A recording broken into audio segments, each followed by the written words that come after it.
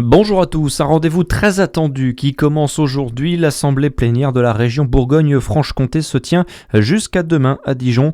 Pour l'occasion, le président Jérôme Durain a organisé une conférence de presse hier au conseil régional afin de faire un point sur les principaux dossiers à l'ordre du jour et les débats seront principalement consacrés au budget. Un budget qui est rigoureux, qui s'efforce de traquer les économies possibles, les dépenses inutiles, tout en maintenant des politiques qui sont importantes pour les habitants de cette région. On sanctuarise les crédits de la culture, parce que c'est extrêmement important pour nous, et puis partout où c'est possible, on fait des efforts, en espérant que la copie que l'État va nous adresser ne sera pas plus dure encore que ce qu'on a imaginé, parce que quand même on a déjà affaire à 55 millions à trouver, ce qui, à l'échelle du budget régional, n'est pas rien. Jérôme Durain, président de la région Bourgogne-Franche-Comté, qui était au micro de Charlie Chevasson.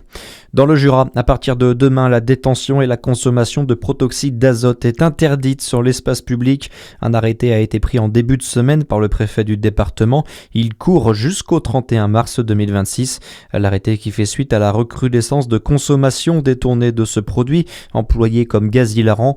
Il est en revanche responsable de certains drames sur le territoire national, notamment des accidents de la route, ce qui a motivé cette décision.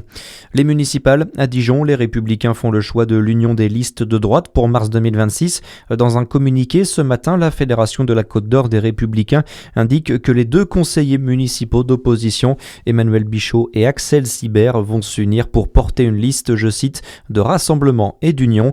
Le parti appelle à un rassemblement des forces de la droite et du centre pour mettre fin à 25 ans de socialisme.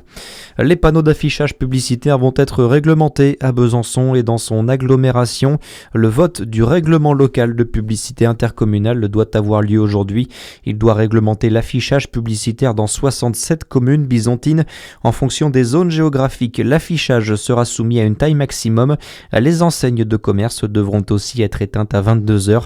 Principal objectif, diminuer la pollution lumineuse et visuelle.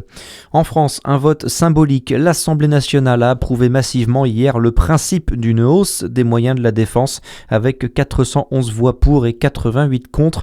Un scrutin organisé à l'initiative du Premier ministre Sébastien Lecornu.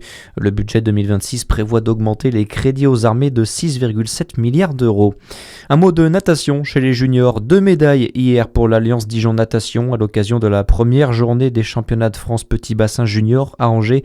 Margot Delaval a d'abord terminé 3e du 800 mètres en junior 1.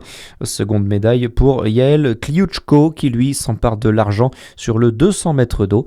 La compétition se poursuit jusqu'à dimanche soir. À suivre, c'est votre météo sur Fréquence Plus.